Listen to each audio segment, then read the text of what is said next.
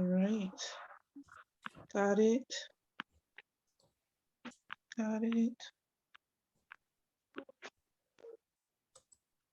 Oop, can you see? Okay, Grand Rising, Facebook and Elizabeth, YouTube and Zoom room. Thank you for coming today. My goodness, at 9 o'clock, enjoy yourself up until 9 o'clock. And 9 o'clock, we're going to close our social media and continue on Zoom only. So we want you to join us by getting your Zoom link at elizabethvisionaryconference.org. You can get your ticket in, and we'll be there until 10 o'clock. So we'll go from 8 to 10, but only 8 to 9 on social media.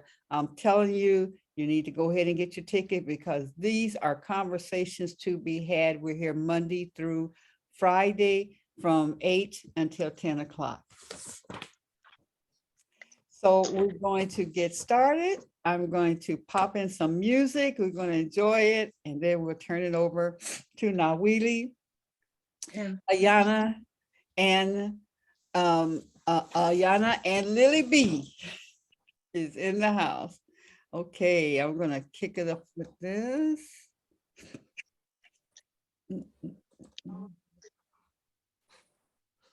Hey, everybody. Hello.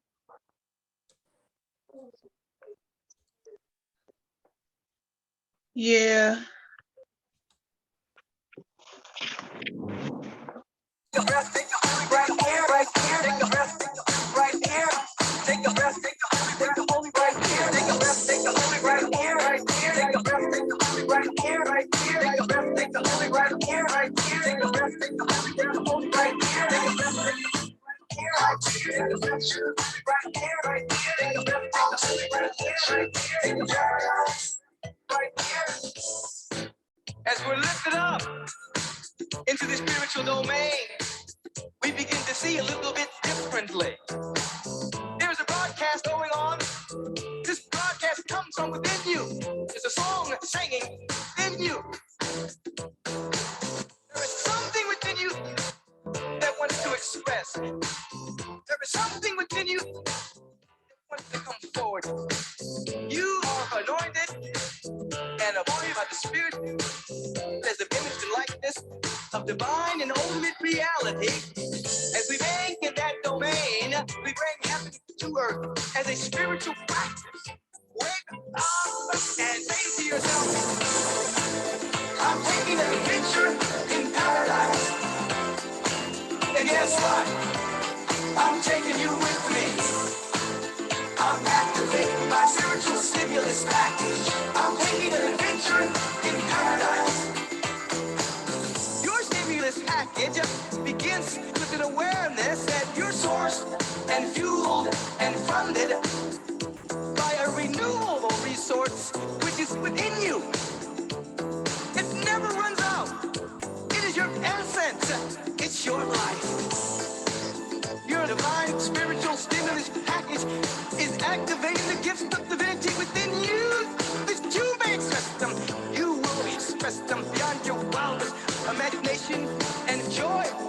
Joy breaks out all over. It's the real source. Feel it in your bones. Take a holy breath and say to yourself, I'm taking an adventure in paradise. And guess what? I'm taking you with me. I'm activating my spiritual stimulus package. I'm taking an adventure in paradise. In order to have this stimulus package, stop looking outside for help. Become still and listen with that inner ear. Life is everywhere, joy is everywhere, love is everywhere. What we see there. Take a breath right here. Take a breath right here, right here. Take a breath right here. Take a breath right here. Take a breath. Feel it.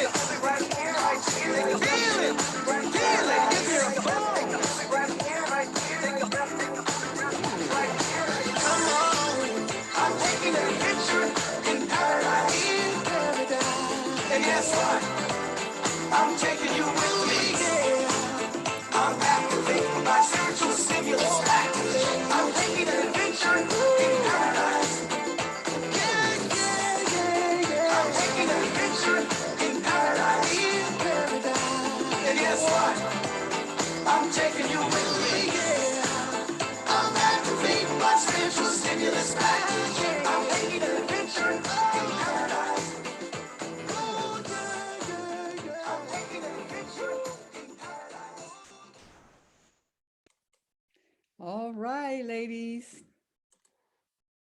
Have at it. Grand Rising, Elizabeth. Grand Elizabeth. Rising. It is June 2nd. My name is Ayana. I am with Nawili and Lillie, and we are run for Thursdays.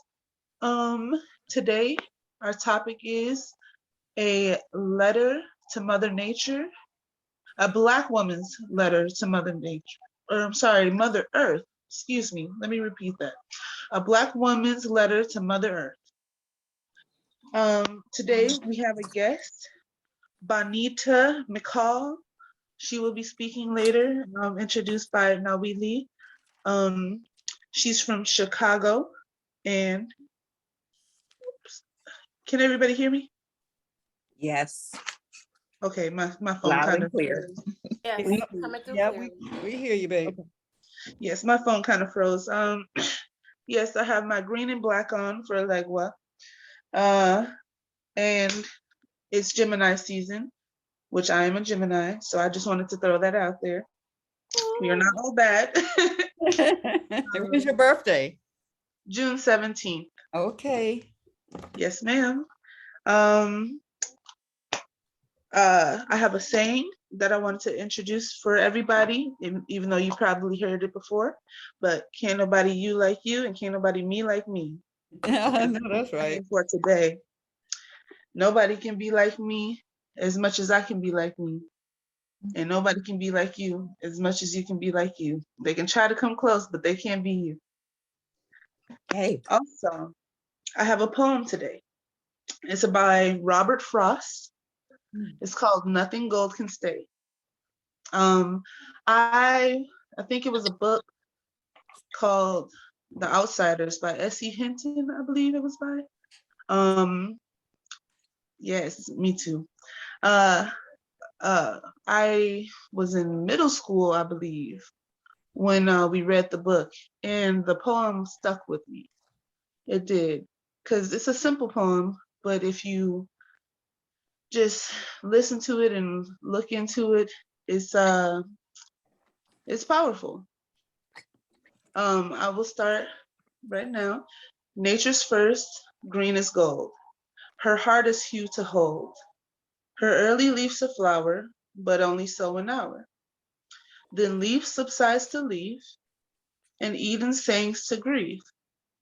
Dawn goes to day, nothing gold can stay. And that is the poem. And if you just take a deep breath and think about the loveliness, how life goes, life is like a plant, it's a flower. It starts off small, becomes beautiful, and then slowly dies, but it replenishes, it comes back. You know, life is a cycle. And that was my poem that stuck with me. It was kind of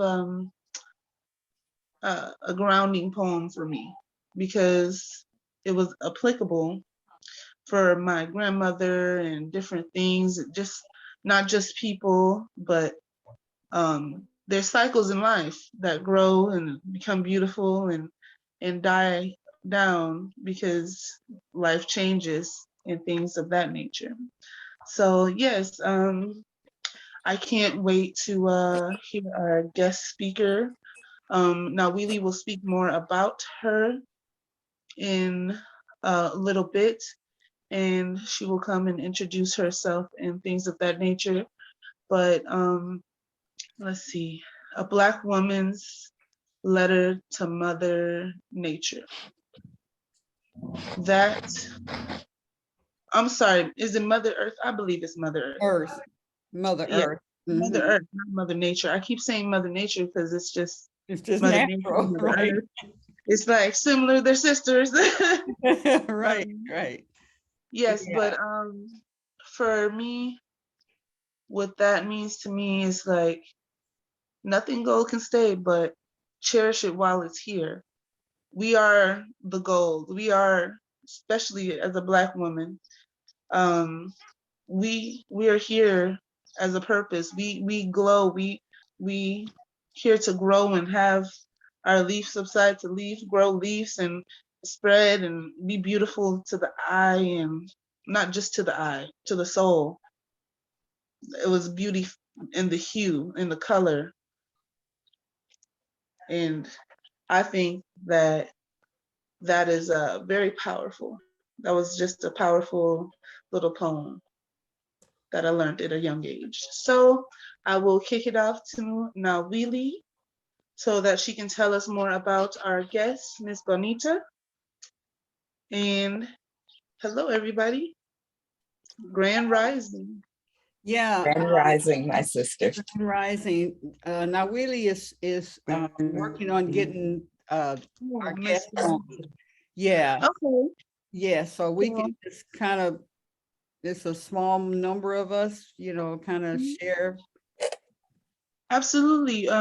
So would anybody like to share something Oh, there's. or Mhm. Well, yes. I would just like to say that I have a Gemini daughter, and she's June 12th. So Okay. I'm really, Yes. really pleased to have Gemini in the room today. Absolutely. Too. Great. I'm rocking our green and black for power for the Yes. Geminis right Mm. now. So absolutely. Yes. I'm so happy that I get to see another year. I'm appreciative. I appreciate it because not everybody does. They don't always make it to another year. And so I have to, you know, feel blessed now that I'm getting older, closer to death. No, I'm more wise, learning more things. Um, I made it. Woo! I know, right? Woo! It's a Yeah. blessing nowadays to make it. Mhm. Yes. So amongst all you queens, I give it to Miss Noeli. Oh, greetings. Thank you all for all your love, all your support. It's my favorite day of the week, Thursday. I think I was born on a Saturday, but I love Thursdays, and I found out it's ruled by Jupiter, and I am Sagittarius, bona fide, lovingly, unapologetically Sagittarius. Um, and so I want to share a little bit about our guests. We were like having a little, we're all learning the technology. So Miss Vina and I met in Los Angeles. Wow. I was really young. I'm not sure if I had even born children at that time. Um, and she was one of my hair clients. And when I did her hair, I was just mesmerized. She was older than I, but the qualities she exhibited as a woman were just, for me, I was like, this is next level. This is how I want to grow up and be. And so in that group with her were a few other women. There was Auntie Tina. There was, I got to write their names down. Auntie Tina, there was Phyllis, Joy, Colette. And these girls, everyone unique and wonderful, like everyone on this call or everyone in our Elizabeth crew, KREWE. Um, they all were so unique, so beautiful, so expressing just being a Black woman in America.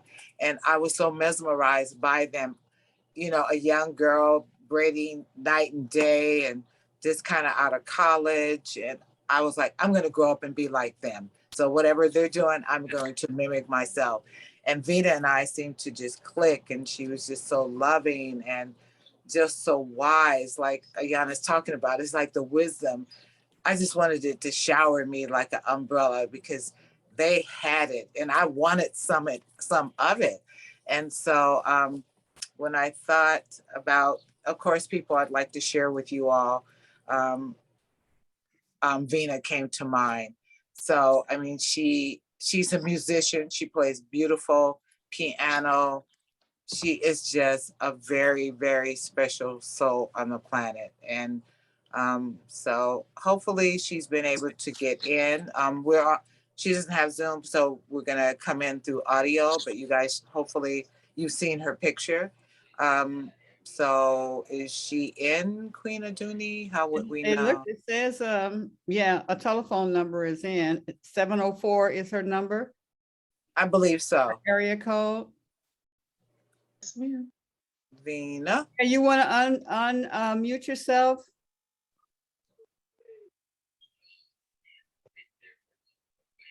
I think It's we, Anita. If you tap the screen, it should be a little signal, little microphone that has a slash through it. She's just on her phone. She's on audio. So phone. Vina. Hmm.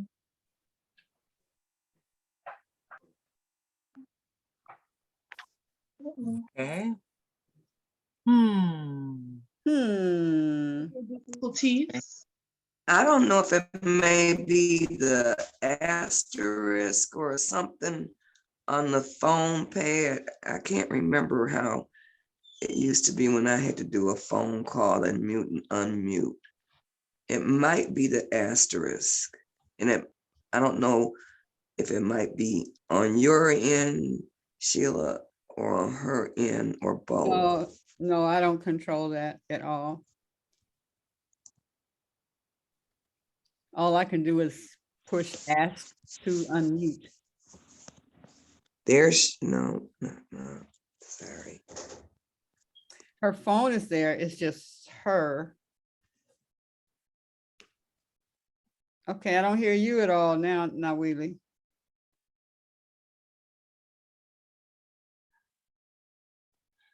We are having technical difficulty. If you could just hold on, we'll be right back. Just a moment. Ain't no sunshine when she's home. Many times. We don't hear you, Nawili.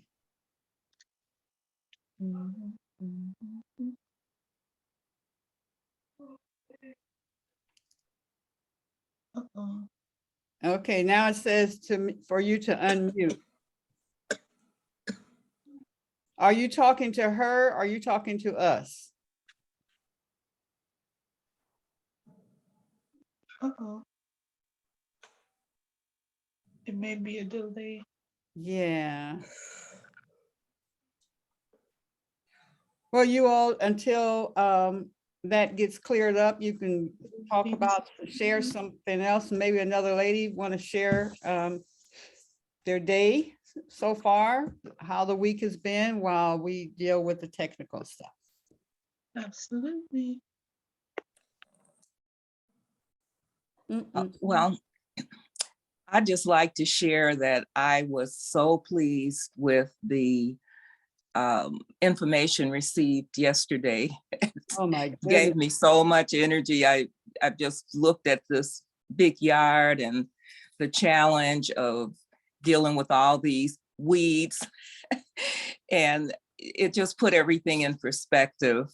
So today is our first day to go out into the yard, and I'm just inviting any of you who have time to swing by and put your energy into this. We're birthing this adventure, and today is our first day. So all of the information that was shared was just right on point for me because it gave me more value to my yard. And some things that I would say, oh, there's so much of this, oh my God, what am I gonna do?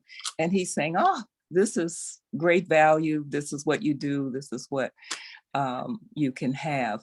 So I'm pleased with how we're going, and we are declaring, Nawili, we're declaring Thursday as our day together and meet and greet and enjoy live food.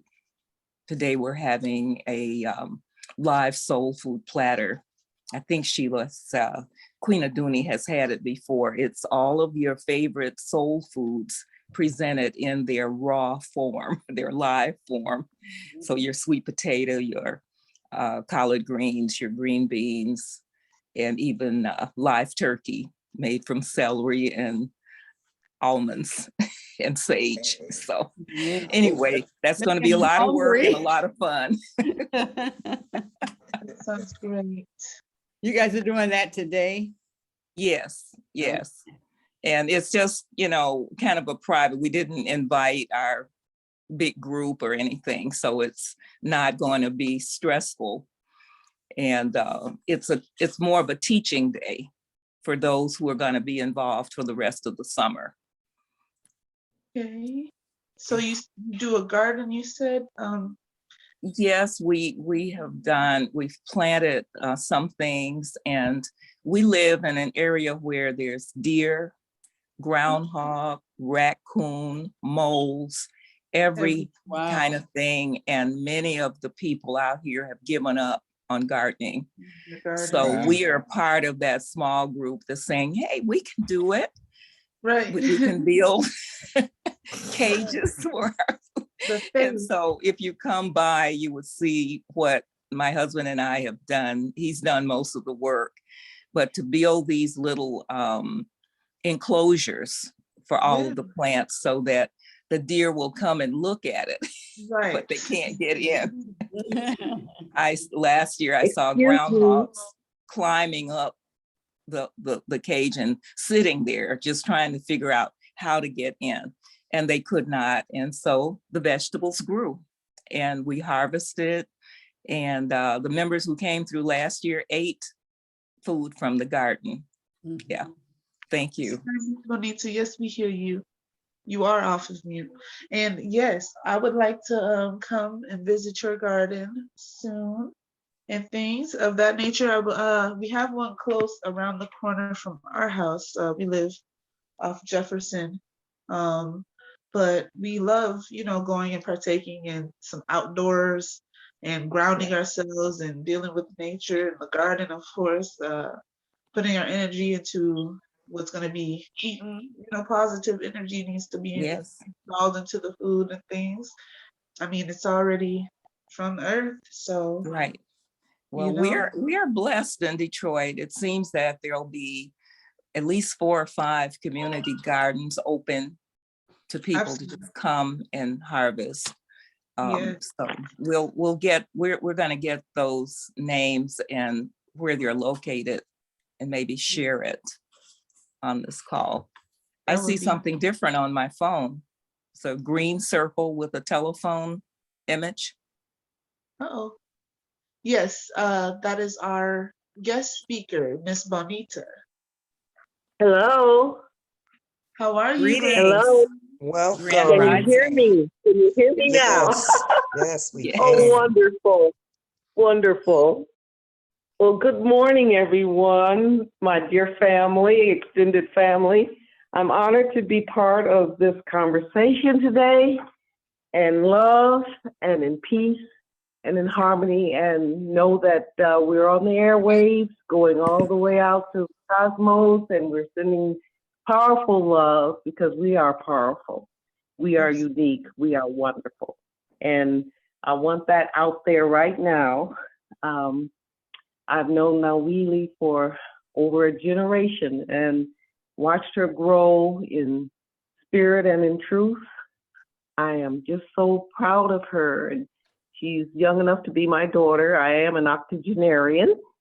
Very happy to be slightly healthy and in terms of the physical body, but the mental and spiritual bodies are extremely healthy. And I'm just very grateful, as I know all of you are in the same mindset and spirit set. Many, many years ago, I started writing. I guess I must have been a youngster. And I just enjoyed the word and I enjoyed language. And so on paper, but I never had ambitions to be an author or to write. My mother was a poet, and she always shared her works with us when we were growing up, but she was like a little closet poet. She didn't share it with her friends or she didn't try to get any attention in that way either. So we kind of grew up like Mom. I'm sort of a private person, but I was encouraged by Nawili and other people to work at getting my thoughts and my poems out there. And I did join a writers group, and I did do some public readings and so on, and I enjoyed that. But I was raising a child and, you know, trying to make it, and as a single mom and a divorced mom. And so that was taking up all of my time and energy, which I'm not disappointed about at all. He's a wonderful man. But at the same time, it just seemed as though I was supposed to get some word out there. I shared some work with a young man,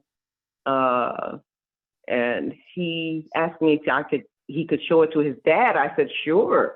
And he said, my dad wants to meet you. And I said, okay. He said, I didn't tell you my dad's a publisher. And I was like, wow. So he came 90 miles from Boone. I was living in North Carolina at that time, and he came down to Charlotte where I was living. And he said, I want to publish your work.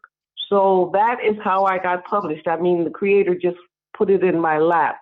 In the meantime, before that, I had gone to bed one night, a little troubled, and I had a vision. And in that vision, I saw Earth as a lively, thriving, nurturing place.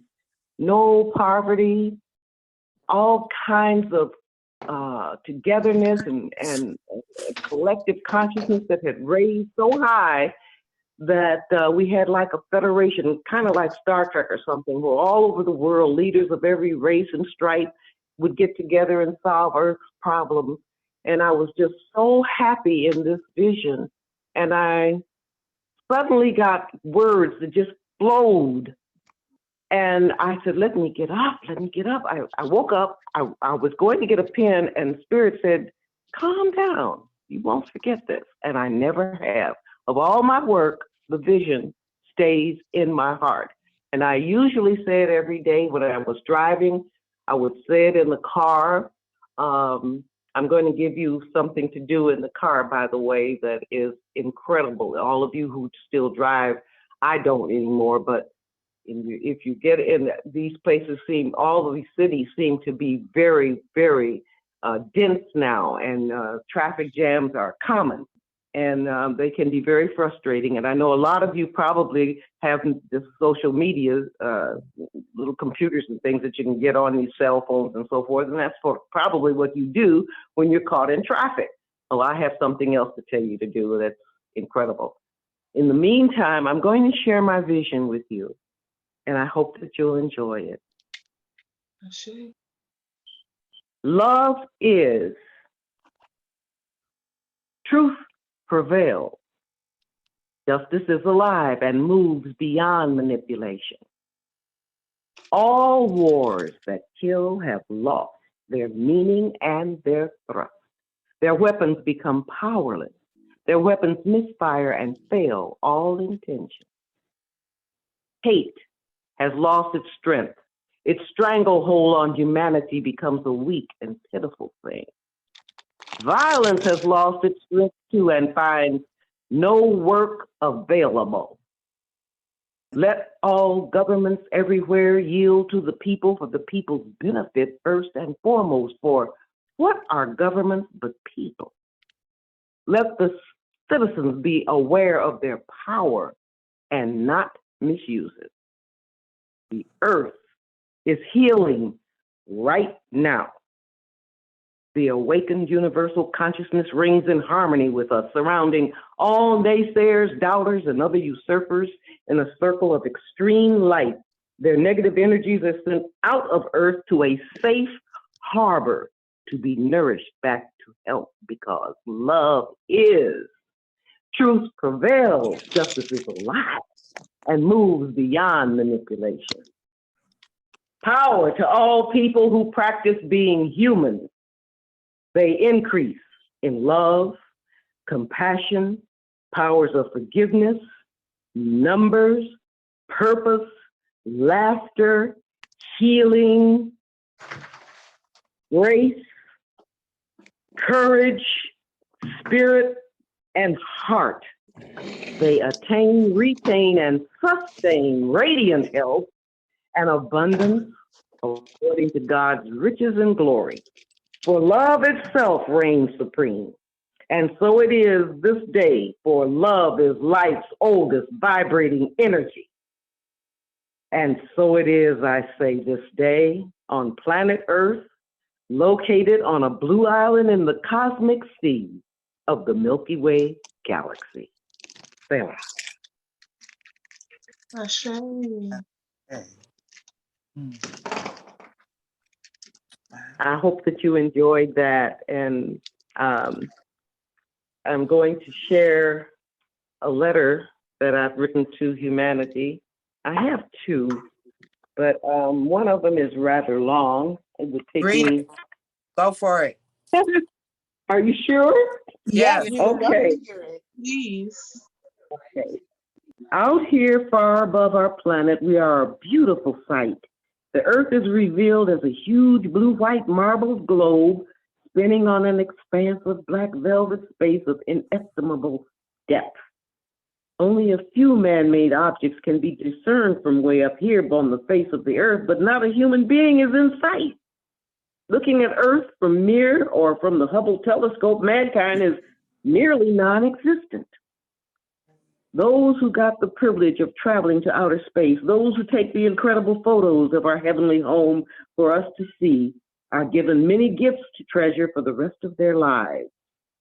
Two of those gifts are renewed awe and deep humility.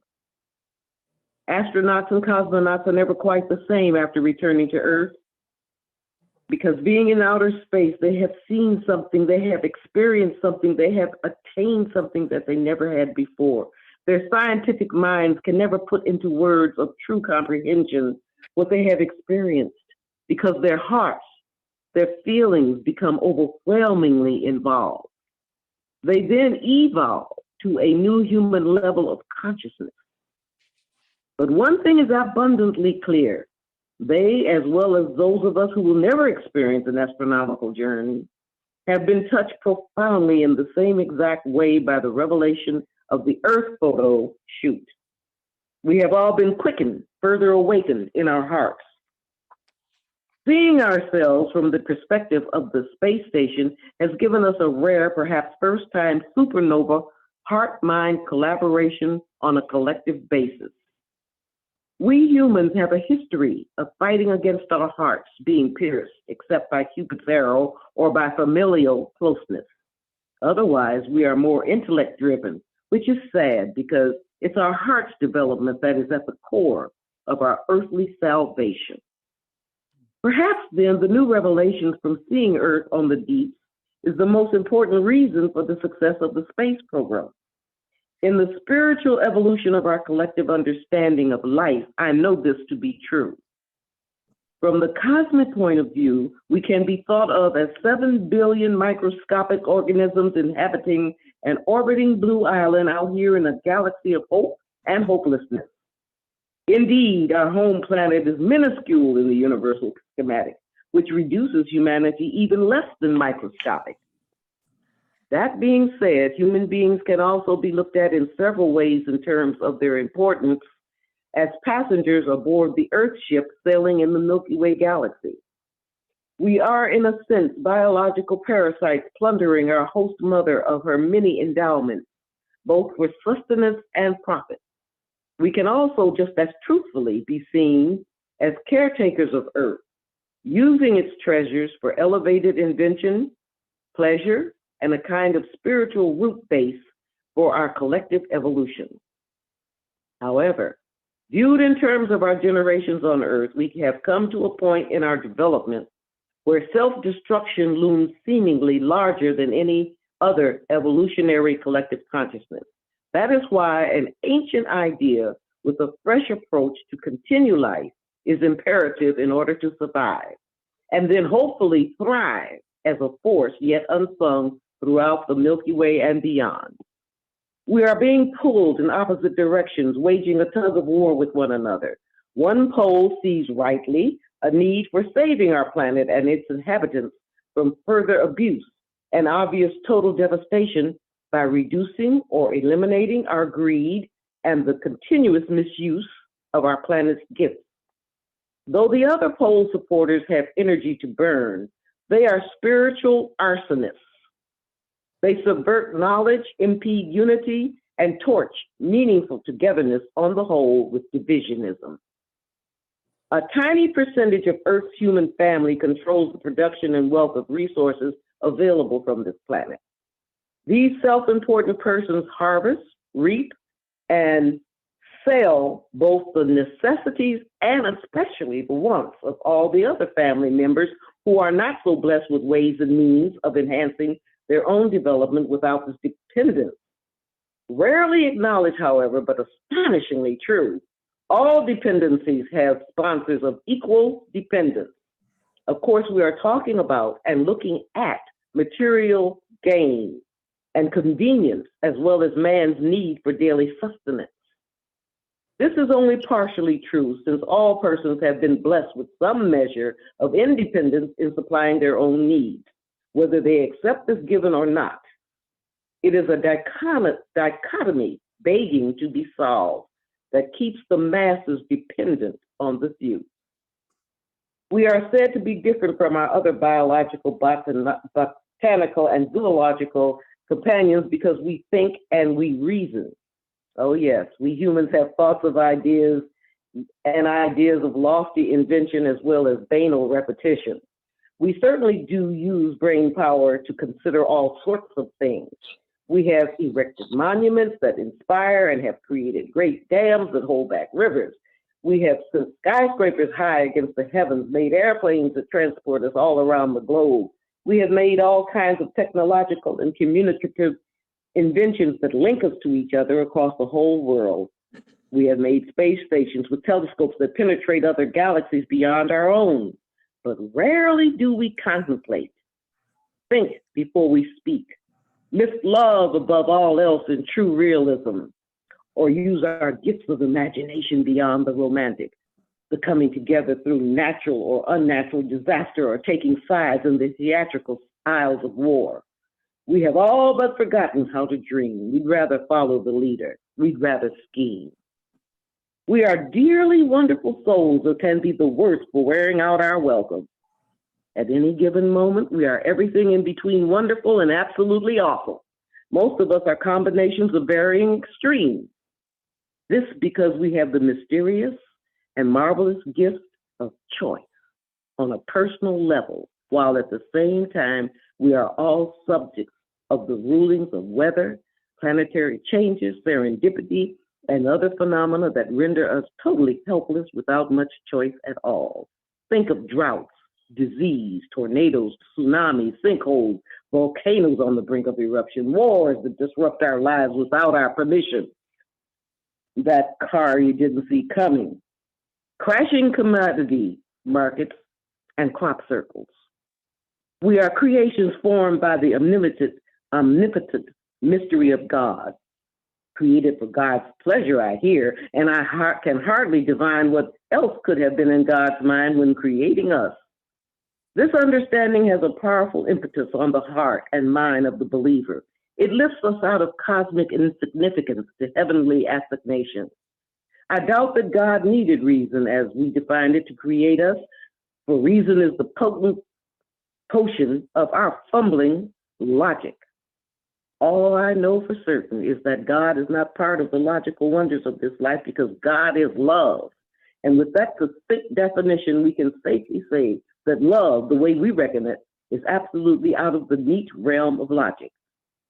Of course, the heart resonates with truth and has its own logistical reasoning at work all the time.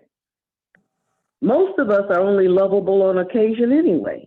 Thank God our being lovable is not a necessary prerequisite for being loved. Mostly we are self-indulgent creatures of worry and folly and hesitation, marked by blind foolishness. We constantly devalue love and we gravitate toward gaining more money. Some say that love makes the world go round, while others are convinced that money controls practically every aspect of life. We know this planet is spinning around on its axis out here in space.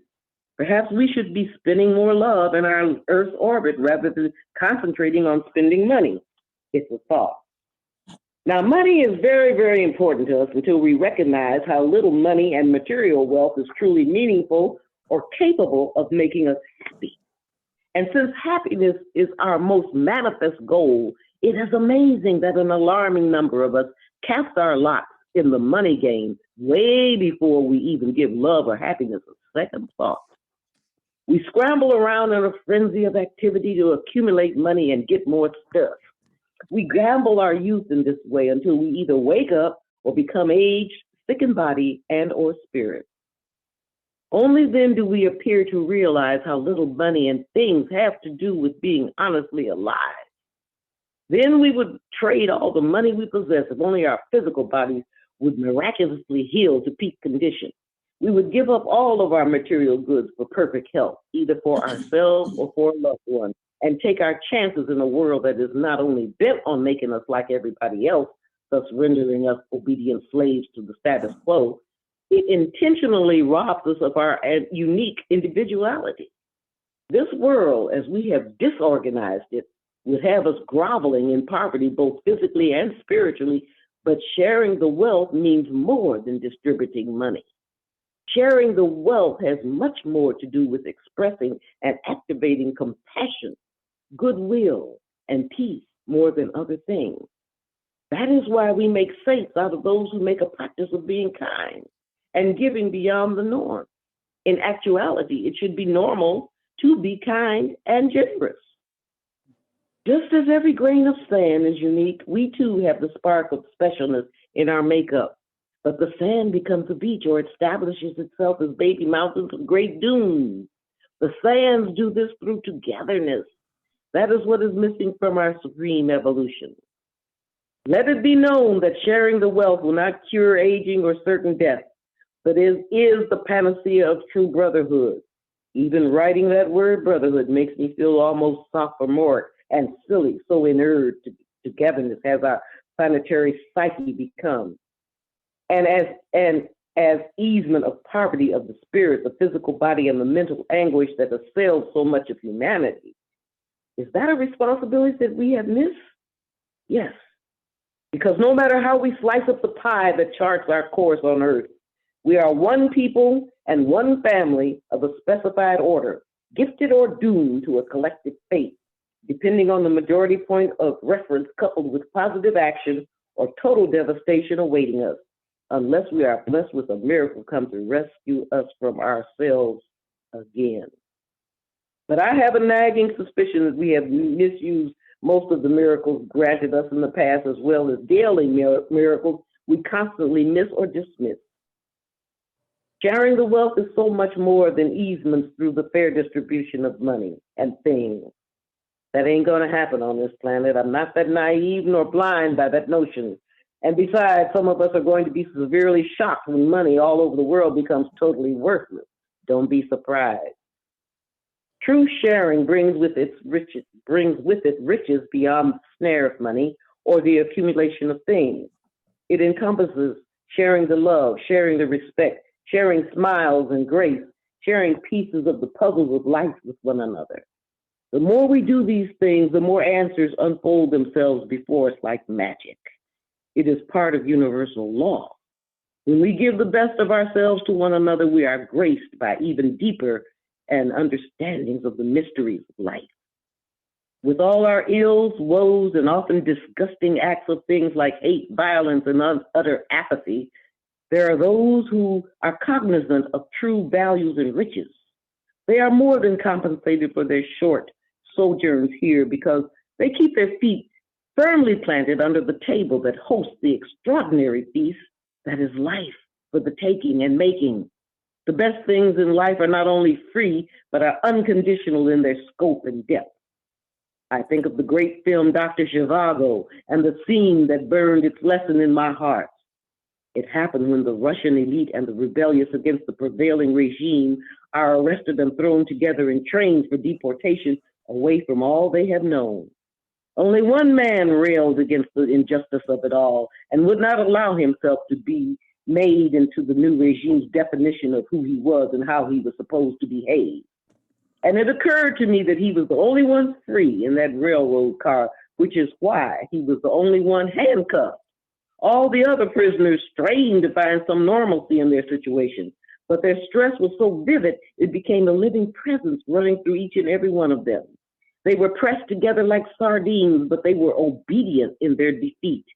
Not so with the handcuffed man. He had the untamed fire of life coursing through him, and he inspired Dr. Zhivago in the movie and me, transported to higher realms from my seat in a darkened theater. One love, around the earth, upon the earth, within the earth, by the people, for the people, through the birth of higher consciousness of the people, today, tomorrow, and on into perpetuity. What a fabulous idea. Well, that's my warm, fuzzy dream. I know there are hundreds, if not millions, of folks who would simply gag in competitive annoyance over such a notion. They are the regulated regulators of the forces of currency, dividing and presumably keeping the rest of us controlled and conquered. They are unmoved by the currents of peace and harmony and love. They don't mind war at all. Some even love it. They are pimples on the ass of progress. To suggest that peace is unequivocally necessary for the revival of a planet in desperate need of survival would only evoke a bored yawn from the less evolved souls among us. Do not be fooled. These apathetic souls and or detractors of progress only appear to be the majority as projected by an international media controlled by big business and bent on keeping us obedient to minority rule even while they screw us royally. Know that the overwhelming majority of humans are decent, life-loving souls who live by random acts of kindness every single minute. More and more evolved human beings are finding one another and sharing the healing spiritual energy and loving intellect of this growing age of collective evolution. The energy is seeping into every facet of our lives and is remaining independent of the status quo. It is a quiet thing for the most part, but it has such formidable power. It breaks through the barriers of media spins, political biases, and other old tried and brewed methods reserved for frightening the wits out of the masses in order to maintain the existing state of affairs. We are at the brink of positive breakthrough, and that is why it seems so dire and difficult. The moment of immediate birth is always critical. We must not give up hope or allow bad news to throw us off the path. We must stay centered, stay positive, choose to be happy every day, and decide upon arising to be just for today, the highest being of ourselves. Once we make these choices habit, we find ourselves gifted in so many ways. I cannot enumerate lest you look for my miracles to happen in your life and thus miss your own. I feel such a quiet joy, even knowing what I do about myself, my species, and the world around me. I have a couple of certainties that fuel my passion and my dreams. One concerns the essence of peace, its healing and its power. Peace is a monumental drive of such magnitude that it has no need to force itself on the unwilling. Peace is the mainframe of understanding and health. Peace is never distant from us. We are born with it in tow as part of our spiritual DNA, divine natural attributes. It is ever with us, except we constantly disturb it in ourselves and in our relationships. This is so because we have been taught fear and have become paralyzed by that ugly phenomenon. Worse than that, but oh so subtly connected, is the non-rational source of apathy that surrendering to fear creates in the masses. But praise God, peace always wins the day, even if it has to wait for our last breath. Peace is patience personified. It is said that every grain of sand and every single snowflake is unique. No two are exactly the same. I liken myself to the Saharan desert, amazing existence around my oneness with them, my frame of reference, and with all that is. I feel microscopic and yet as big as the entire universe. I know that God cares for each and every one of us snowflakes on an individual basis, even as we sleep, both with our eyes open or closed.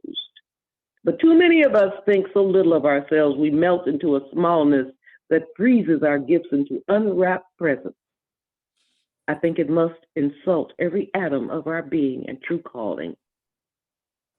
I add my God-given power as an atomic bomb to all life on earth, and bomb is spelled B-A-L-M, as in there is a bomb in Gilead. I champion all those who reject the tired nightmare that would keep us asleep. And if I should wake before I die, I pray my soul expose the lie that keeps us from the greater love and self-discovery. Thank you.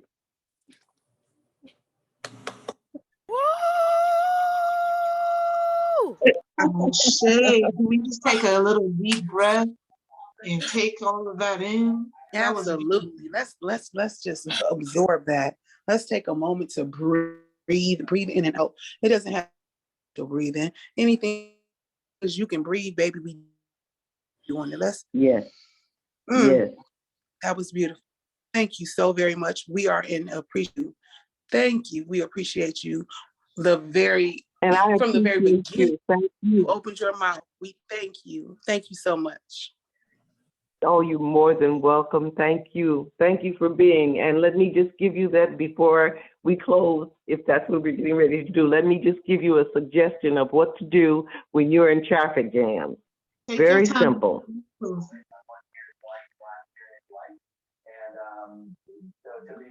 How much do you take from those two races last year that you won into this year on the island?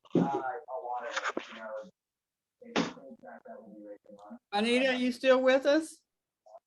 Yes, I am. Did you wanted to share something about the traffic? Who was that? That was me. That was Bonita Vina. I just wanted to share that with you. When you're in traffic jams, pray for the person driving before you and behind you and on either side of you. You don't have to look at them. Just pray for them because everybody needs prayer. Make up stuff, whatever comes on your heart for the person in front of you and the person behind you and the person on either side. If you're in city traffic and you stopped at a red light, pray for the people who cross the street in front of your car. And I guarantee you that you people will be blowing horns at you to move ahead because traffic will loosen up. Pray, people, pray. My grandmother used to say, don't stop praying, pray all the time. And I used to think, the woman's crazy. I can't be praying all the time. I got stuff to do.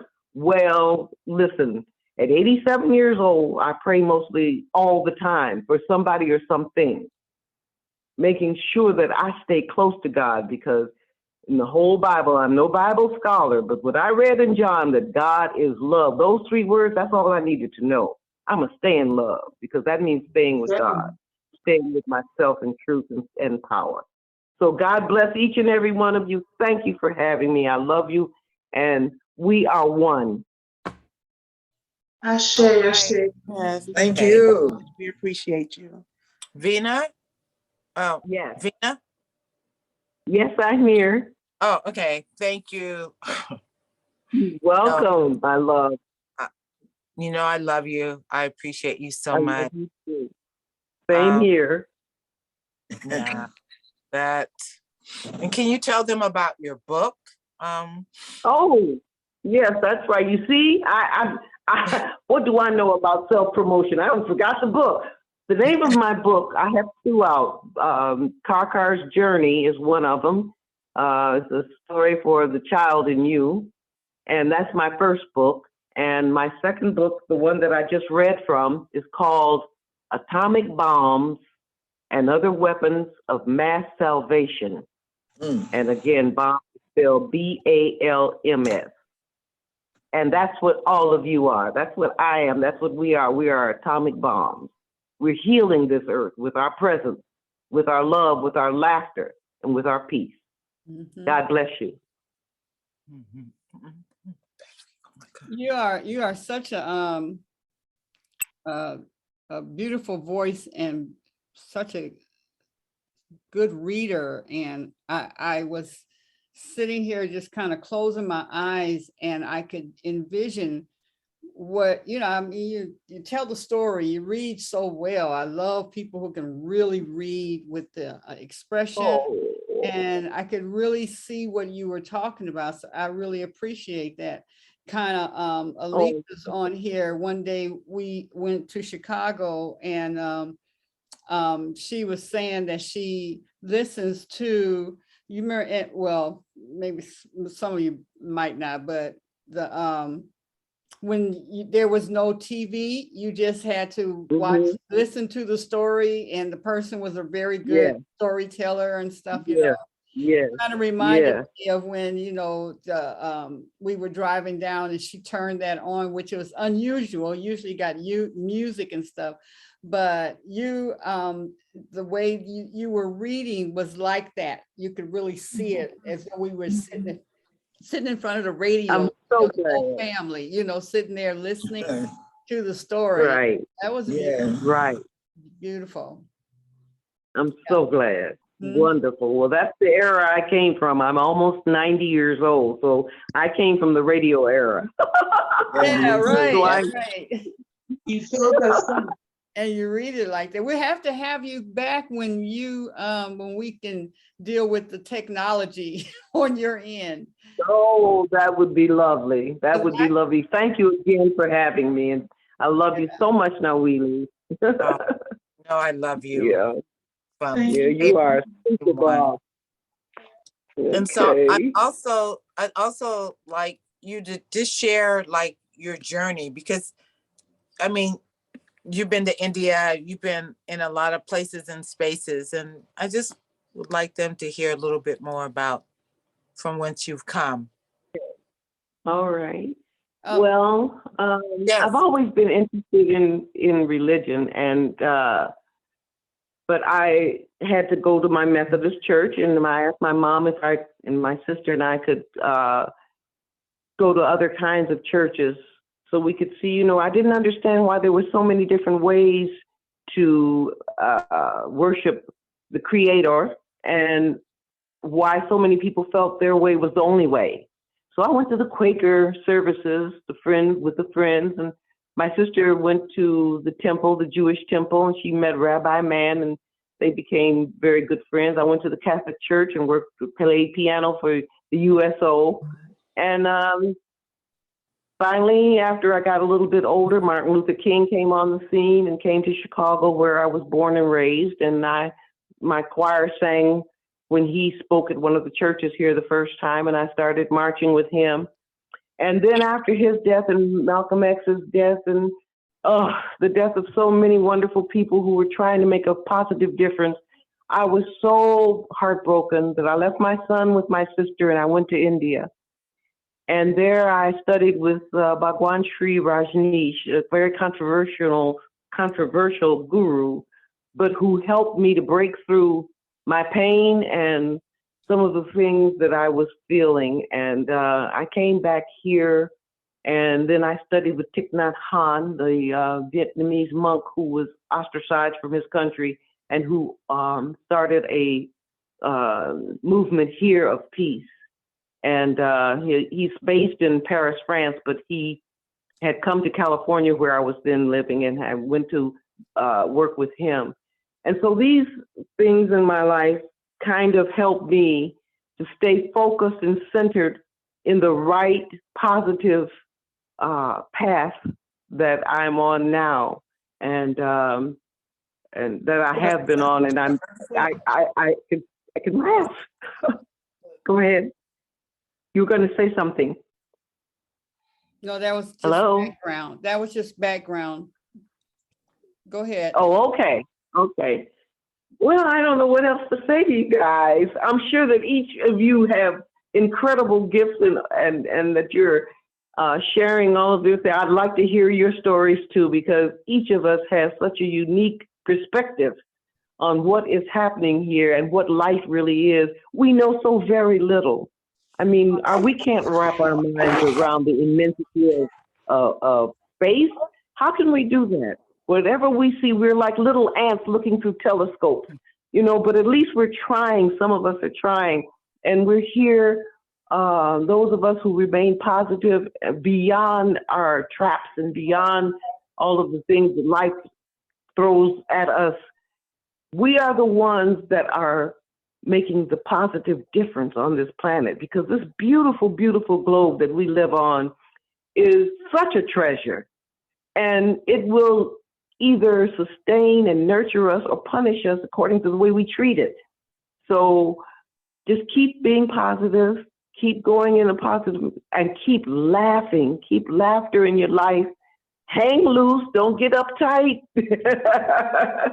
And when pain comes, if you can, laugh at it, talk to it, send it away, because believe me, these old bodies, they kind of start falling apart because they've got to go back to the earth.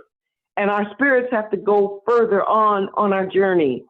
So take care of it, but don't become obsessed with it. Always remember that God did not intend for us to become egotistical, conceited beings. That's why none of us have ever seen our own face with our own eyes, except in a mirror. And there are no mirrors that are true. We don't even know what we really look like.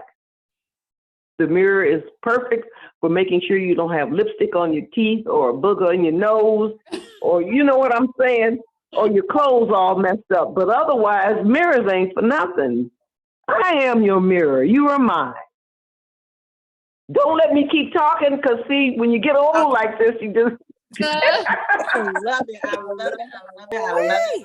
Well, yeah, I'm going to take a little break here and talk to social media. We are going to exit social media and remain on Zoom for the next hour until 10 o'clock. So join us by getting your free Zoom ticket at ElizabethVisionaryConference.org.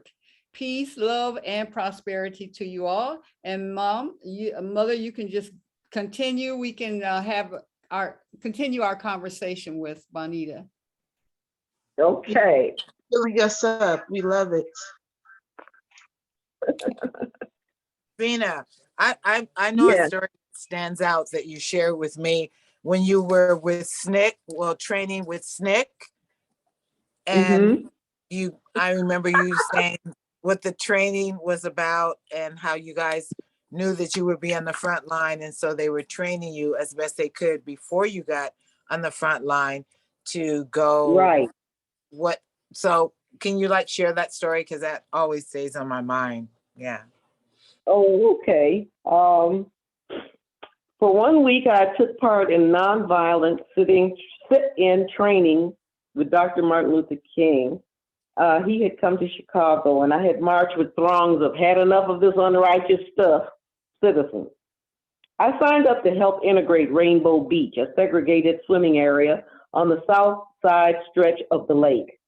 It was not the best beach along the shores of Lake Michigan, in my estimation. My friends and I preferred 57th Street Beach across the street from the Museum of Science and Industry and beautiful Jackson Park. Rainbow Beach was in direct approximation of a nearly all-Black community, settled that way in recent times due to a mass exodus of white residents opposed to desegregation in housing, as well as schools, churches, or any other form of togetherness outside the confines of their own skin type and way of thinking. Although Chicago, Illinois is part of a northern United States, Dr. King and many other outsiders, quote unquote, had found that, much to their amazement, that this city was more segregated and full of prejudice against its darker skinned citizenry than many so-called notoriously hateful southern municipalities. In training, being jostled, called a nigger, and other nasty names, or being sped upon was intense. But being within the safe confines of our training facility and the camaraderie of our instructors and other volunteers, I felt a strength of dedication, inspiration, and racial pride. However, we were constantly reminded to stay aware of the moment and not lose sight of the purpose of our nonviolent participation. One of the lessons we practiced was compassion and love for our tormentors. This was and is the conduit of fearlessness. Although fear may accompany the actuality of a sit-in, we were gently urged to remember that while we were going to be attacked by haters, sometimes viciously, we had to remain as calm as possible and to definitely not retaliate in kind. My first participation in a real nonviolent sit-in was at Rainbow Beach. The name calling and being cursed at left me cool as a cucumber. But when this teenage white boy spit on me, I jumped up in automatic reactionary fury, totally forgot all the nonviolent training, and hit him in the mouth so fast it shocked him and me. I was a disgrace, and I felt so bad. I had immediate shame. In the confusion that followed, my older brother appeared out of the blue and was at my side. He grabbed my arm and quickly steered me away from the beach. I had no idea that he was even there, but I was not surprised that knowing my plans and knowing me, he might be there to cover my back. A year later, I tried nonviolent training again. This time, I paid closer attention to the philosophy of nonviolence and the suggested methods of silent prayer or using mantras to block out the negativity spewed upon us during civil rights demonstrations. This next civil rights march and sit-in would take place away from Chicago. It would be in the South. There were long hours of training and even longer hours riding in chartered buses. It was summer and the roads were hot and dusty. The warm air coming in the open windows was dry and borne only by the movement of the bus. When we stopped occasionally, there was no wind. We volunteers were full of enthusiasm, though, and we sang many songs of hope until we became a bunch of weary sleepyheads. Of course, the whole thing is still a surreal memory as I write about it 40 years later, but some realities continuously regale the senses in a glorious sensation of light. Time has little to do with the effect of these singular realities and leaves one breathless with awe, with understanding, and a kind of delight that memory cannot dim even 40 years later. So anyway, that go on and on with that story and what happened in Selma, Alabama and all that good stuff, but get the book. Yes, Yeah. ma'am. Oh, boy. And, Yeah. and we have the information in the chat, or should I put it? Pardon me, Mama. Yes, Mama please. Bonita, is that the book, The Hands on the Freedom Plow? Did you write in that book? No, that's Atomic Bombs and Other Weapons of Mass Salvation. Okay, I wrote that down. Thank you. And it's, yeah, you can get it at Amazon.com under my name, Bonita. Y is the middle initial, McCall, MCCALL. All right, thank you so I much. We hope so that appreciate get it. you. You're welcome. You're more than welcome. Yeah, we had to see you live. Oh, we had to. I can just envision you moving and everything while you saying all the words. I just so appreciate hearing you, and it's just an art. I mean, that's an art, Mama Bonita. That's an art to be able to read where someone with all the expression and the. Yeah, we gotta have her back, Nawili. Oh, We're gonna get that. Oh, thank you so much. Thank you so much. I appreciate you guys very much with all my heart. I My have to tell you goodness that gracious. I had to look up what's the word for for in the 80s? Octogenarian. Octogenarian. I said, oh my goodness, what is that word? Octogenarian. That's somebody that's in their 80s. Yes. Yeah. Yeah. Razia's hand is up here. Well, I wanted to, Mama Bonita, I really appreciate you so much. And one of the things that came to me is a thought I haven't had for years. I've just gotten into the 80 category also. And I remember being a part of some of the activity, the SNCC activity and all. I was in Mississippi during bless your heart. from about age 3 to 23. I was in Mississippi, right in the middle of everything. In fact, my family sent me away after having, being so fearful for my safety. Yes, of course. I got very involved in working with Medgar Evers and just freaked out when he was shot and killed. I know. I know it. Just an hour or so before I was supposed to go over and babysit for the children. So it was a rocky road, but we learned a lot. But one of the thoughts that was introduced to me was that the 100 monkey theory. Now, that didn't necessarily come from the movement teachings, but the theory that if I have a thought and I'm here in the United States, in Michigan, somewhere else in the world, that same thought and that same idea or an intention is being cultivated in someone else. That's right. And that's right. So that if I can hold on to that and maybe share, but it's a theory that has been researched and it's really true. When I first heard it, I said, how could that be? But I wonder if you would share some of your your experience or wisdom regarding that theory. I have to think about that one. My goodness gracious. I definitely adhere to that and know that that's to be true. There's thoughts are things, and that, and I was warned that to harbor a lot of anger and hate. In fact, I had to go through anti-anger, anti-hate training before I could get into the professional world and be able to deal fairly with all people, because I had experienced so much challenge in trying to grow up in Mississippi. So, but the thoughts are things. And very important to correct. And that's right. Yes. That's right.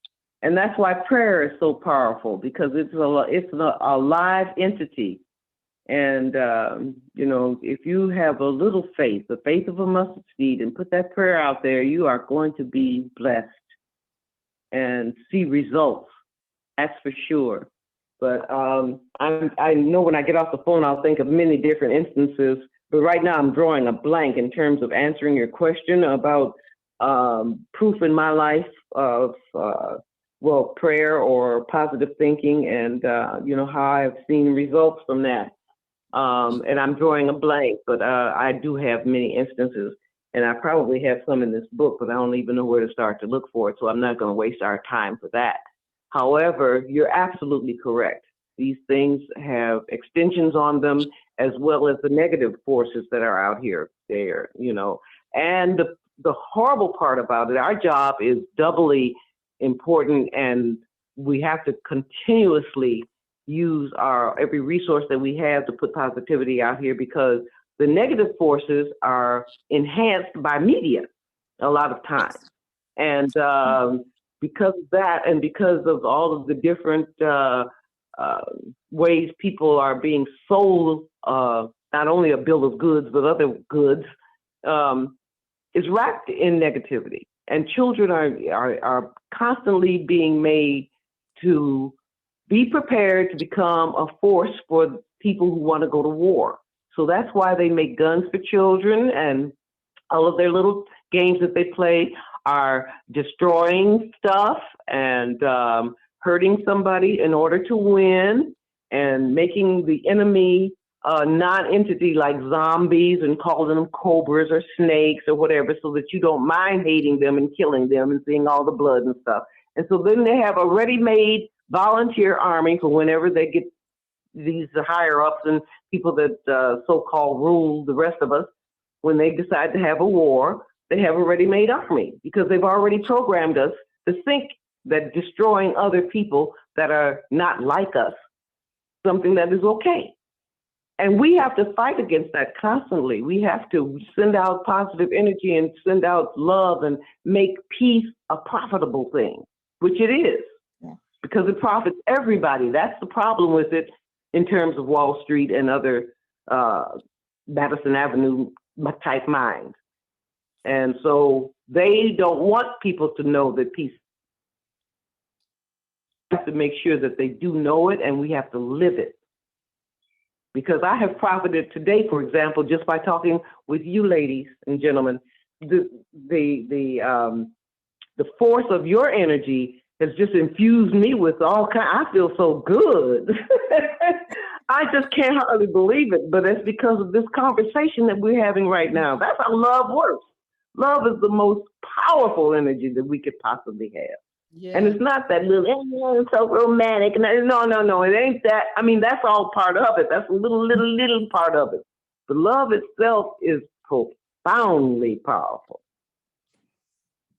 And that's what we have to continuously deal with. Love ourselves, love other people, and just keep going in that beautiful direction of peace and harmony.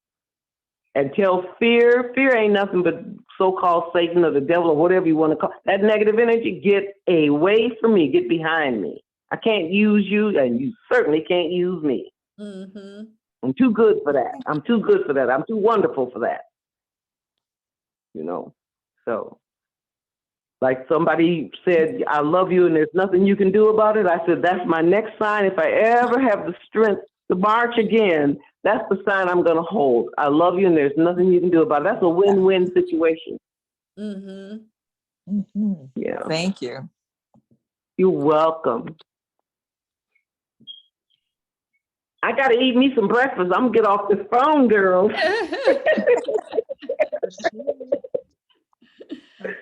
Thank you so much. We appreciate You're you more than welcome. stopping by.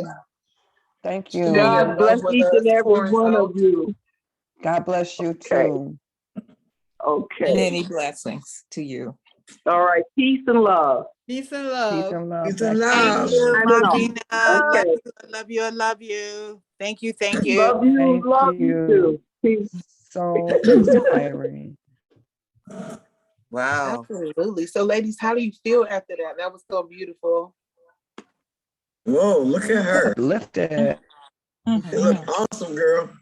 Yeah, Thank she you. came back looking like love with the red. Yes, thank you. You know, her voice is so beautiful, Oh my. so Yeah. melodic. And she said she's in her 80s and her 88, voice is so clear. 87. Yes, Yeah, that's just a wonderful gift. yes, beautiful. I was just talking to Nawili about the throat chakra, and I was holding these blue stones because I know it's like this color. Am I correct? Oh, look at that. Okay.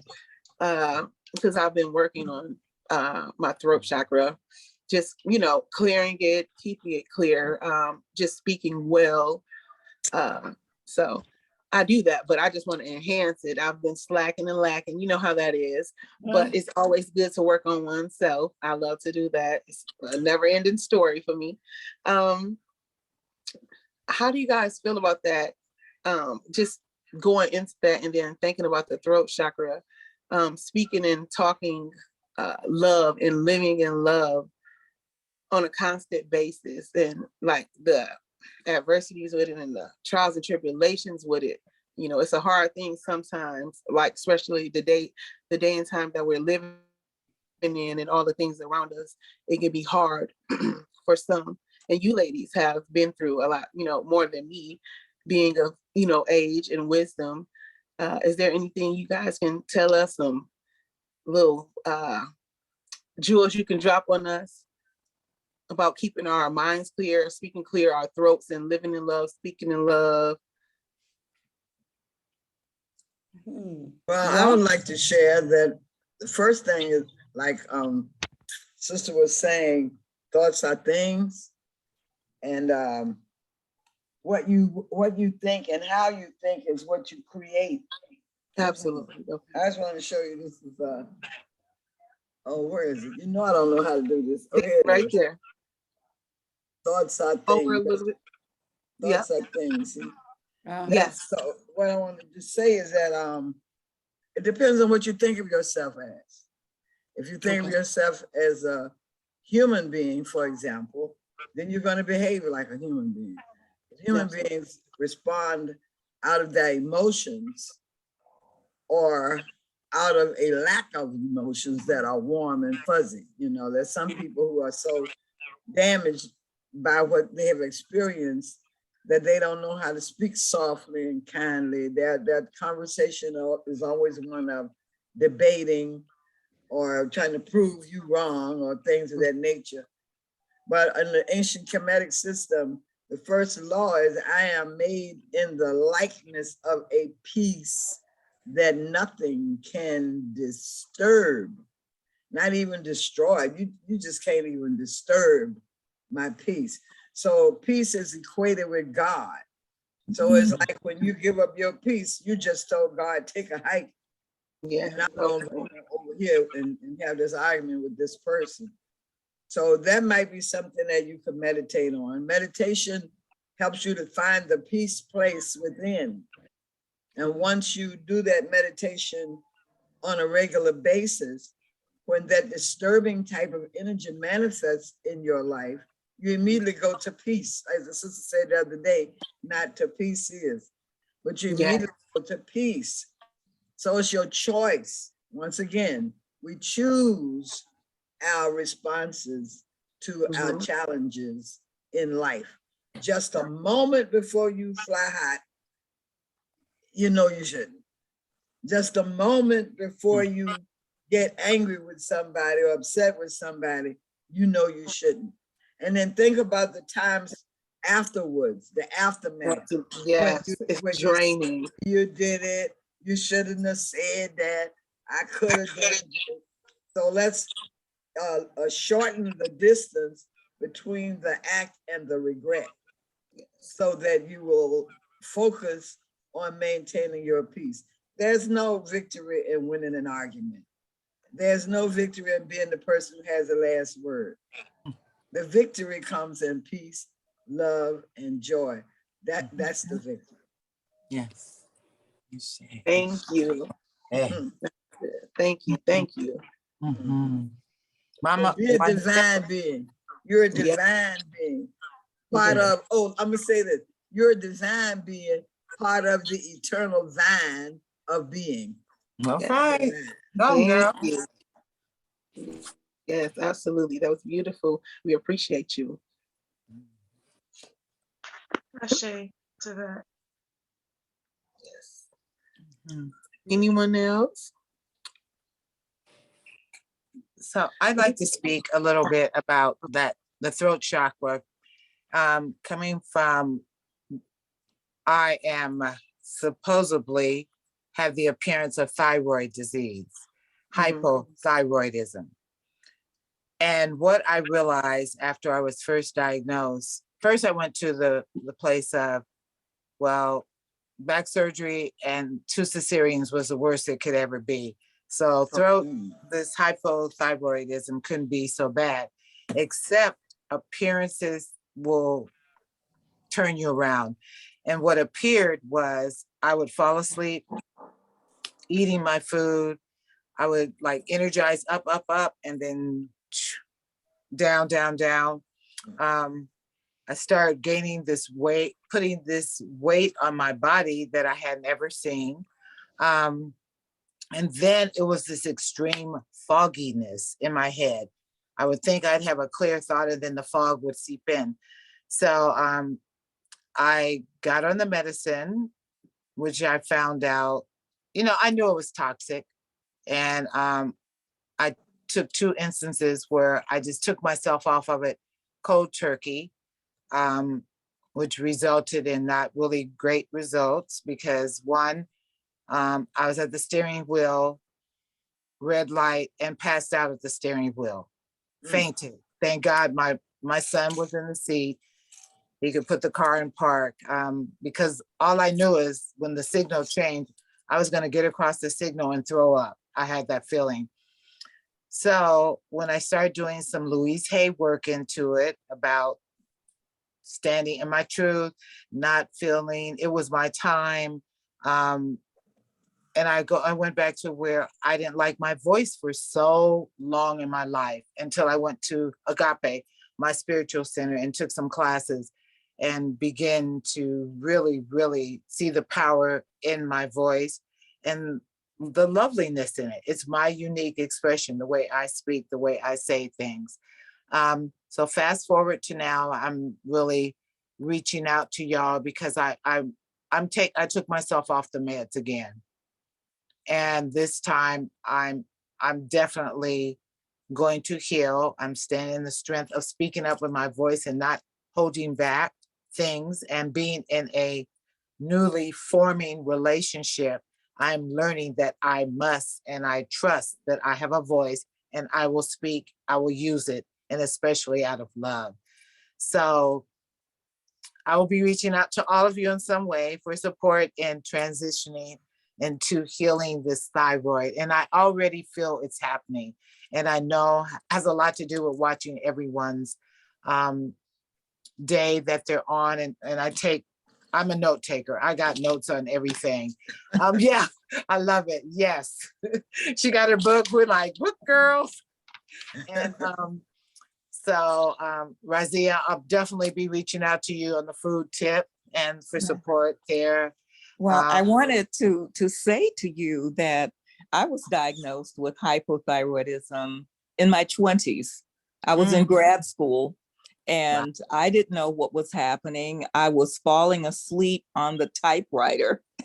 My roommate would come and find me and say, and what I did, which, you'll be able to laugh at, I would make a pot of coffee and bake a couple of dozen of cookies and stay up, and I'd have these all-nighters writing my term paper or writing my, assignment. And my roommates were okay with it because they enjoyed the cookies with me. But that was my uninformed effort to get the energy. I was very low energy. So finally got to a point where I went to the school health place and got diagnosed with this hypothyroidism. And I kept going and kept, trying to eat things that would give me energy and that. And when the diagnosis came, the doctor who saw me said, are you Thelma? My name at that time was Sadberry. Are you Miss Sadberry? I said, yes. I can't believe it. I can't believe it. You have your hair. You have this, because the measurement at that time was you needed to be 8.5 to have healthy thyroid, and I was 1.4. And they couldn't believe I was still walking around. He sent 2 people from the clinic to get me. I was in my lecture hall. I was trying to take notes with one eye open and just being determined. So I know the power of intention, the power of the will. But what I've done now, they said, oh, you're going to be on medication for life. Yes. With this kind of low, don't even think about not taking your medication. And I said, wow, because I was never a medication taker. We grew up on a farm. We dealt with herbs and the food and all that since I was a child, but I was not getting enough iodine. So that was it. So I stayed on the medication for a few years. They, when I got pregnant, they said, you're going to need to take 3 times the amount of medication. I said, okay. So I did not take 3 times the amount, but I did take them seriously. I wanted a healthy baby. But sister, I discovered seaweed and the iodine-rich foods on my own. I'm amazed and appalled that all those years of being exposed to medical doctors, no one had taken the time to talk about the nutrition part that could help me, and the breathing, the other healing techniques that could help. So one little clue with me not being aware, they would say, every time every time I was asked to come in for my blood work, which they tested me monthly, don't eat any seafood. Don't eat any fish or anything for at least 3 days before you come in. And I said, okay. And then one day I said, look, what's with this? I'm going to eat fish all week. And so I ate fish every day. I said, because this was getting to be monotonous for me. And I went in and they took the blood work and they said, oh, Miss Curtis, you're doing so well. The medication is working beautifully. You're in perfect shape. And I said, wow. Wow. And I won't talk anymore on that, but just to share with you the profound importance of healthy living, healthy lifestyle tips, and nutrition. When I ate the fish, and then of course I went to get involved with buying the seaweed and the miso and all these things. And I went to the Chinese stores. And I remember this woman just staring at me as I was asking for this type of seaweed kombu, and do you have wakame, and do you have the wakame that I can soak and eat over my salads? And she said, how do you know these things? Who are you? And I was like, wow, is there something going on in the community that is purposefully keeping certain groups of people in the dark?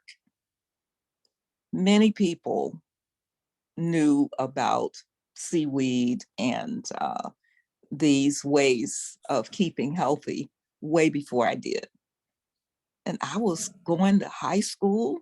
I finished, got my high school diploma, went to college, got that, and was in grad school. And I had not been exposed to this information. So I'm committed to sharing information like this with as many as I can. And I'm still questioning the why that this was not shared, because I found out as I got into it that it was fairly common knowledge. Wow. Among certain cultures of people, it was common knowledge. Our diet historically was not designed to keep us healthy. It was just designed to keep us alive so we could, do that work for those other people. Yeah. But like yourself, it was in my late 20s when I found out about these, all these different things, particularly seaweed. And I used to do everything I could do with seaweed: bake it, boil it, broil it, cut it up, eat it with a salad, put it in the rice, everything, because that's one of the most important elements in our diet is iodine. And then I found out that we are big fish eaters in my family. We came from Virginia, and there's a lot of water there, so you get an opportunity to eat a lot of fish. When I went to the islands on the Caribbean, people know all about seaweed and iodine and fish and all those things. So our community has really been locked in to a certain way of seeing food and eating it. As a matter of fact, as you probably know, I don't know about Detroit, but in Virginia, we used to have a lot of supermarkets in our neighborhoods. Now you got to go way out of your neighborhood to get to a so-called supermarket. And I give thanks for the Asian people who came over here and opened up grocery stores and supermarkets, because by them coming here, I'm able to get things that I would not have been able to get in my neighborhood. I was really shocked when I went into the Indian grocery store and also the Chinese grocery store, Asian grocery store, because a lot of them are Chinese, they're Vietnamese.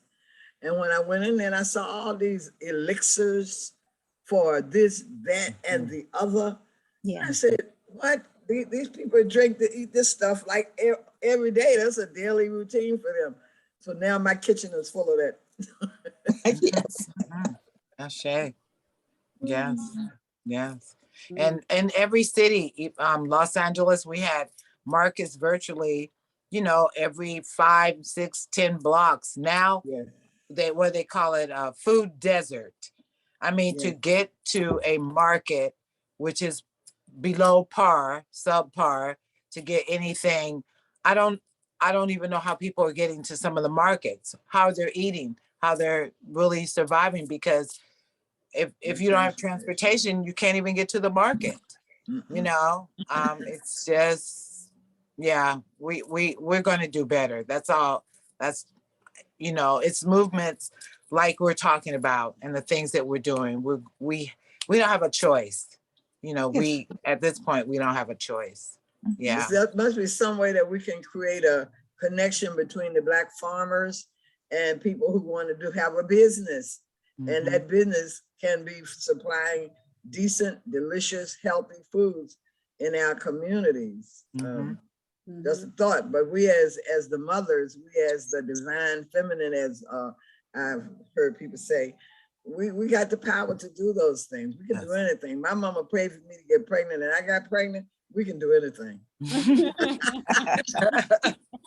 Yeah. The mama words. And there's since I've been in Detroit, I think it's on Georgia Street. It's called Georgia Street Farm. Razia, do you know him? He has a whole big corner and another corner. I mean, he has so much land that he's growing abundance of food.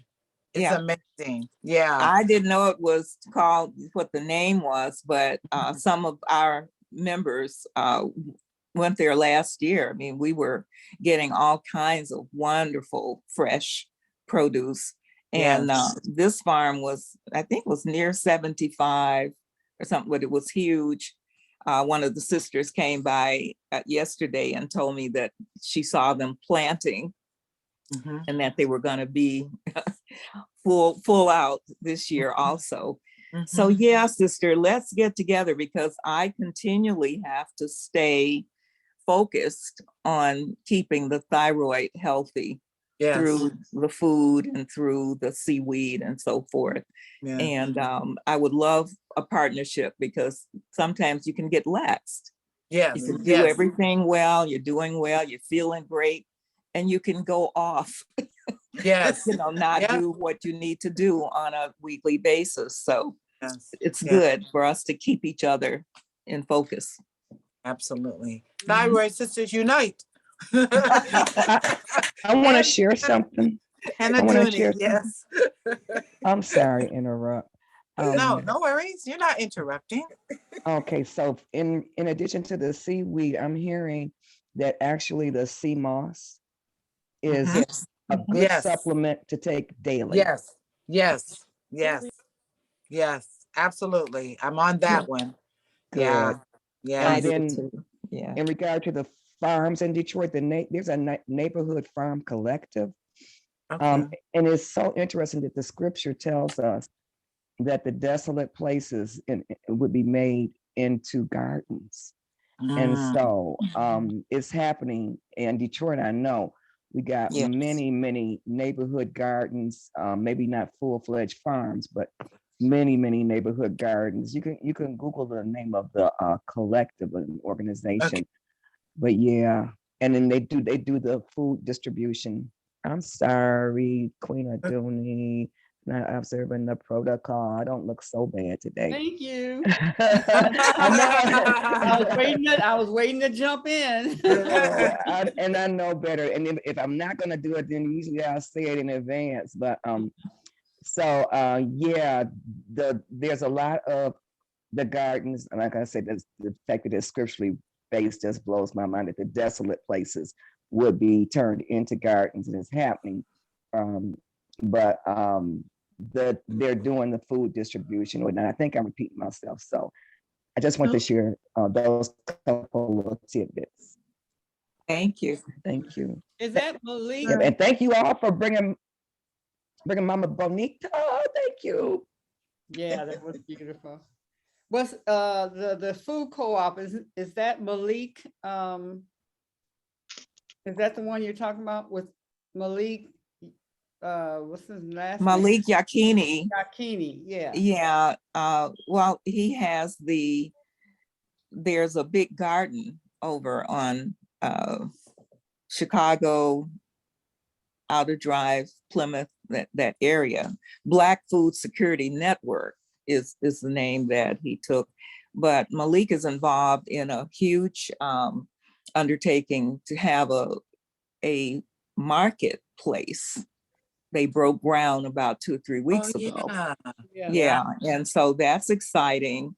And that definitely will be a place where there'll be a focus on what we really need in the community and connectedness with those resources so that the sea moss, seaweed, these kinds of things will be readily available in the store. And that's been discussed already. And I'm looking forward, to a great place. Euclid and Woodward will be, let me see. I gotta go to that message. I know there's a Jefferson Charmers Farmers Market coming up soon in, I believe, July, the end of July, August or so. And where will be the site? And what day will the Jefferson Market be held on? I have to actually go get those dates. Okay, no worries. But I will announce it next week. I'll announce Cool. next week for everybody. Yay. Thank you. And on the east Yes, side, and I will be a Eastern- part of that. I'm sorry. Is that the store that's opening on Jefferson? Is that East Jefferson or, the farmers market on Yeah, Charmers? it's a farmer's market. It's on Manistee and right off of Jefferson. It's right between Manistee and I believe Feud. And it's outside, so it's right a garden or a nice garden across the street. And then it's a area where they have vendors. So it'll be like an open market with vendors and stuff. And the dates are they'll open, the first day is June 26th that they'll be open. And then the next one is July 10th through, it's June through October. Sorry, excuse me, you guys. Is that Baba Wayne Curtis? Is that Baba's over there? Is that where that is? I didn't hear you, I'm sorry. Is that Baba Wayne Curtis's spot? Wayne Curtis? Is that his? I am unsure. I am unsure. The young lady that we deal with, her name is Minya. Give us video, Lily B. Pardon me? Give us video, hon. Oh, 1 second. Mm-hmm. Let me turn this TV down. Okay. Well, while she's doing that, I just want to share with all of you that there's an organization called Keep Growing Detroit, which has been around. This is about the 7th year. And they are starting many of families and community groups with starter plants and starter seeds, and they are organic, free of all the chemicals that you might find in some of the ones you buy in the stores. And it's really reasonable. It's like $15 for the whole year, and you get like 3 different sets of seedlings. You'll get more than your yard can hold. And these are just wonderful efforts going on in the city of Detroit. And we are blessed. We are truly blessed. Razia, what's the name again? Keep Growing Detroit. Okay. And there's a website and a presence. They are located in the Eastern Market area on a street called Eileen, I think. And there are days when people can go by and pick up the seedlings and pick up seeds. They have some wonderful conscious seeds that you can get. And it's just a good opportunity for any of us who want to plug into the healthier, fresh food movement. Wonderful. That's Appreciate great. it. Lily B, you want to chime in something? Lily? Lily. I see her shirt, or No. I don't know if she's frozen or not. Yeah, something happened. Okay. Okay. Well, I think There she oh, is. there she is. Okay. Mhm. Did you want to chime in something about the market or a comment about? Unmute yourself. There we go. Can you Yeah. guys hear me? Yes. Yes. Okay, I was actually listening about her the website about Grow Detroit. And then my phone started acting a little fuzzy. But I'm back. Hey you guys. She's like, hey now, hey now. Yes, So, yes. So I'm excited about that. I'm going to actually look that up once I'm done. Once we are done on our call, on this lovely, lovely call, I'm going to and look that up. and so what day of the week is the Jefferson Market? Is it a weekday or a weekend? I believe it's going to be on a weekend. Okay. Yes. Yep. I believe it's going to be on the weekend, if I'm not mistaken. But once I get more information, they usually, once it's getting a little close, they usually send us an email with a little more information. So once I get some more info, I'm going to spread it to you guys. It's usually really nice. They have music, like a live band. They do demonstrations with fresh vegetables and stuff on how to cook and prepare them. It's nice. I think you ladies would enjoy it if you guys were to swing through and see how things are going. You said June 26th, correct? Is the Yes, first the one? first day is June That is on 26th. Sunday. Oh, Sunday. Okay. Yes. And then following that, July 10th, yes, they're gonna be on Sundays, I believe. okay. Okay. Great. 10th, Okay. 17th, 20. Okay. I am good. That's great. Mama Heather has her hand up. Yes, ma'am. Yes, ma'am. Greetings, Elizabeth. Greetings, Hello. everyone. Greetings. I wanted to say, first of all, I love Sister Bonita. I did not want her to leave, but I have to respect that she has to make breakfast. I wanted to bring attention to these one-day fruit and vegetables they selling at these markets. So we definitely need to, I mean, they don't charge us one-day price, but anyway, so we have access to Town Farm, Jefferson Chalmers, Mama Razia, did you post your information? Maybe we need to put it in the Elizabeth too. So on the webpage, the Elizabeth's website that Mama the group page. Yeah, come on there so we can get them and share them and make that happen. Because your event is this evening at what time? I gotta repeat. What's the time for yours, Mama Razia, this evening? Well, we're just every Thursday from 4 to 7, and we're starting today. Nice. With the yard is almost a foot high, and so it's in the rough, but the people who come by today will just be a part of the help and part of the prayer to get it together in time for next week. And we also have meals today. It's all raw meal today I think we're just doing 10 because this is a practice day. So someone who wants to come by and help, with a free class or something, this is the day but we didn't publish it, publicize it greatly because of space and energy. But you're invited. Okay. Is it going to rain today? Let me see. It says it is at like now. Yeah, it's saying that it's raining now. I don't think it's raining outside. No, not yet. It's pretty gloomy, like it's about to start, but hopefully it stops in the nick of time. The sun comes out, so we can still get the garden.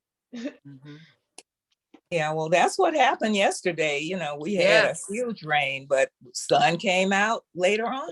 But a lot of trees fell, all kinds of stuff happened.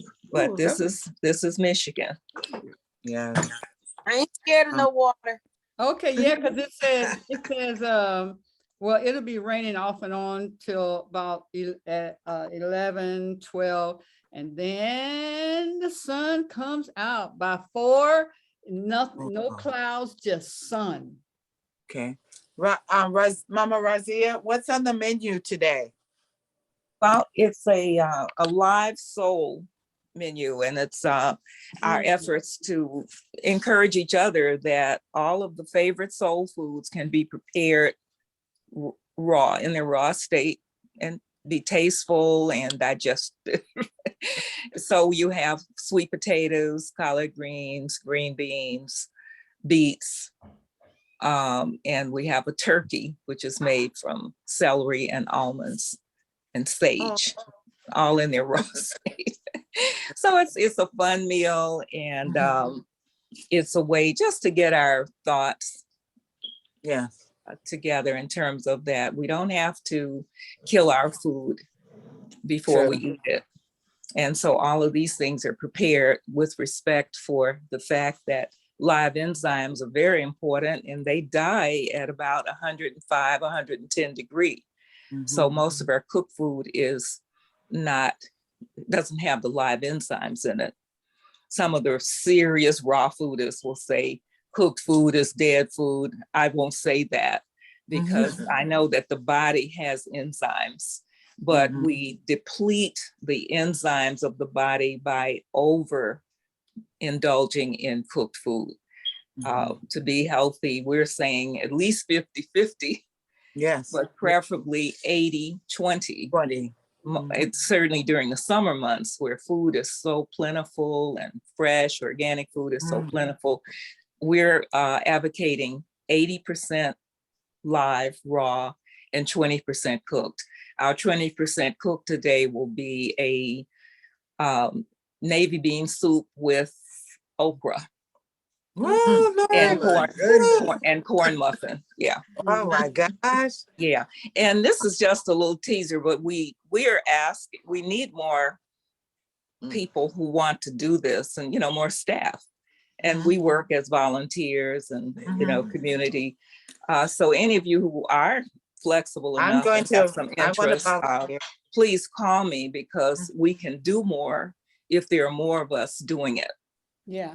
Absolutely. I need at least 4 people, to work with me in order to have the confidence to put this on Haru's, to put it on the chat and to put it on email, or, all these. I know the people will come. Absolutely. Yeah, but we need to make sure we are on point with having everything together and ready. But today we can do 10, and you're my sisters, you're family. So if any of you, venture to come today, just give me a call, let me know you're coming. Yeah, but next week we plan to have the official opening for the season. Yeah. Awesome. Yeah, thank you. Thank you, Razia. The car, make sure Philip has the key. Can you pick me up? Who's that? I need a ride. Oh, you live so far away from me. I don't know. I know. We're like right around the corner from each other. Yeah, that's awesome. Well, my sisters, we are at 3 minutes till 10, and so if anyone wants to share this, Lillie B, yes. Lillie B, you want to take us out? I think she was gonna swoop us out. Absolutely, I sure will. So wait a minute, let's see. Come on, phone, don't do me bad today. So I just wanted to start by taking a deep breath in. It doesn't have to be anything special. I want this to just be something just very natural, just I'll do a couple of those. Inhale, exhale.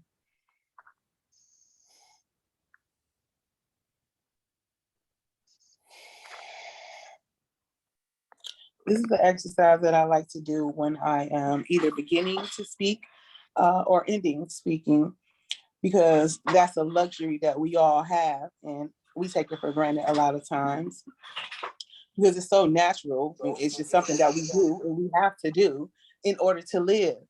But that's just letting you know that we are alive, and it's so beautiful. Isn't it such a blessing to be here? Yes. Yes. I am so happy that all of us are here, excuse me. I am so happy that all of us are here. And I just hope that we all in this call, this Zoom call, dwelling and living and just floating right now in the loving that was left from our guest, Miss Bonita McCall, Miss Bonita McCall. That was beautiful. She left us with a lot of love to absorb. Also, you guys, now listen, you guys drop gems every day. Sometimes I don't say anything, and I'm gonna tell you why. I don't have the need to say anything because I'm full. I don't have to open my mouth. Y'all give me everything I need. And I just want to take the time to hug you guys. So if possible, I'm going to sit my phone down. Could we hug each other tight? We can't do it physically, but just grab yourself and hug y'all. I would love to hug y'all. Well, you know, those who like hugging, I'm a hugger and I love hugging. It's energy transfer. And I know y'all got some of the best energy. So can I get y'all a hug? Yeah. Thank you, thank you. You are beautiful, ladies. You are appreciated, and I thank you for all that you all have spoken for us. Words are spells when you speak them, and you speak them into existence. And you ladies stay speaking good things over us, and it helps us throughout our day. So thank you. Thank you. Thank you. Woo, Thank you. thank you for that. Love you guys. Ashe. I make a request. Yes. And Nawili, can we do our peace? Oh, sure. Oh, absolutely. Absolutely. Absolutely. So yeah. So everybody unmute. And it doesn't matter if it's not in unison. I love it when the sound just vibrates at its frequency. So I'll just speak, and I know y'all are right there. So just bringing our palms at our heart center as we just allow peace to vibrate through us, as we raise this frequency, as we send it out into the world, to every nook, cranny, every place in all galaxies, all time, all space. Let's inhale and exhale to begin. Peace before me. Peace behind me. Behind me. Peace Peace to my left. to my left. Peace to my right. Peace Peace above me. above me. Peace Peace below beneath me. me. Peace unto me. Unto me. Peace to all. All. Peace Peace. to the universe. The universe. So it is. So it is. Ashe. Ashe. Yes. Yes. Great. Yes, love y'all. We're gonna have a good first off, let me say this one more time. I gotta say this when we end. It's a good day to have a good date, and we're gonna do it. We are doing it. We are doing it. It is done. Right now, it's happening. Right Absolutely. now. Right Love now. you Love all. y'all. Yes. Peace and blessings. See you guys. Love everybody. Peace. Queen Aduni, Yeah. I need to share with you. You gave me a writing assignment. So when do you want to hear it? We can do it I now. sent it to you in the email. Okay. I sent it to you in your email too. All right. Why you need, hold up. Let me get my reading glasses. Why you want the experience of coming to Grand Rising Elizabeth. When you connect with us, you will have a better living experience, showcasing yourself in a dynamic garden of ideas projected towards the life you deserve and the success you have earned. I am worthy, I am confident, I am capable of manifesting the destiny I imagine. Okay, I'm gonna read it.